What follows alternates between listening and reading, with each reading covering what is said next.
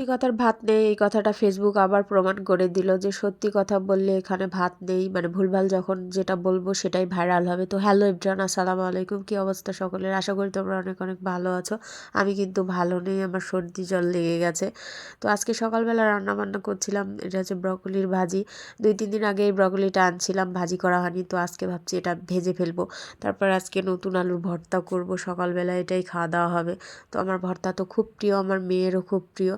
আর এই ভর্তা খাওয়া আমাদের বেশি হচ্ছে এই বাটনাটা কেনার পর থেকে। আগে তো হাতে ভর্তা করতাম, হাত জ্বালা করতো, তখন বেশি ভর্তা খাওয়া হতো না।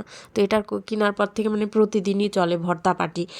তো পেঁয়াজ আর শুকনো মরিচটা একদম ডোলে মেখে তারপরে আলুটা দিয়ে দিব। আর নতুন আলুর যেটাই করি সেটাই ভালো লাগে। আর আমার পেঁয়াজ আর মরিচটা বেশি হয়ে গেছে আলুর তুলনায়, তো একটু উঠিয়ে রাখলাম। তারপর আলুটা দিয়ে একদম সুন্দর করে ভর্তা করে নিব। আর এই বাটনাতে ভর্তা করলে অনেক মজা হয় মাশাল্লাহ।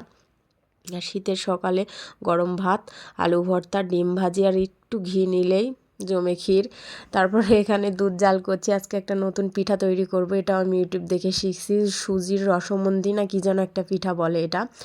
তো এই দুইটা ডিমটা ফেটিয়ে নিলাম, মুরগির ডিম নিয়েছি। তারপরে এখানে সুজি মিশিয়ে দিব, সুন্দর করে মিক্সড করতে হবে। মিশানো হয়ে গেলে এটা রেস্টে রেখে দিব 30 মিনিটের জন্য। তারপরে 30 মিনিট পর ফিরে আসব।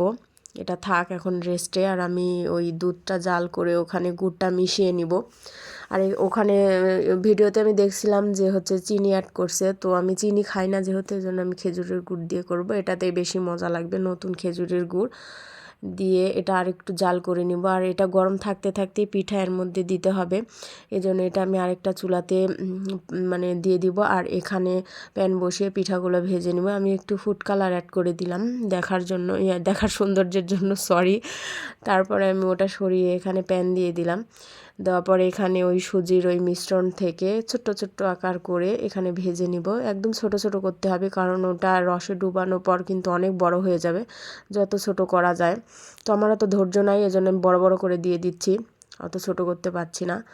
তারপর সবগুলাই যে ছোট্ট ছোট্ট করে দিয়ে দিব। আর এটা খেতে কিন্তু অনেক মজা হয়। আর এটা আমি হচ্ছে ইউটিউব দেখেই শিখছি। তো আমার অত ঝামেলার পিঠা বানাতে ভালো লাগে না, এটা একটু ঝামেলা কম, এই জন্য এটা আমি বানাই। আর যত শীতের পিঠা, পুলি পিঠা আমার মা বানিয়ে পাঠিয়ে দেয়, ওই জন্য আমার কিছুই করতে হয় না বাসাতে। আর এই যে আমার হয়ে গেছে, একদম হালকা আছে এটা ভাজতে হবে, ধীরে ধীরে, মানে জোরে দিলে পিঠা পুড়ে যাবে, খেতে মজা হবে না।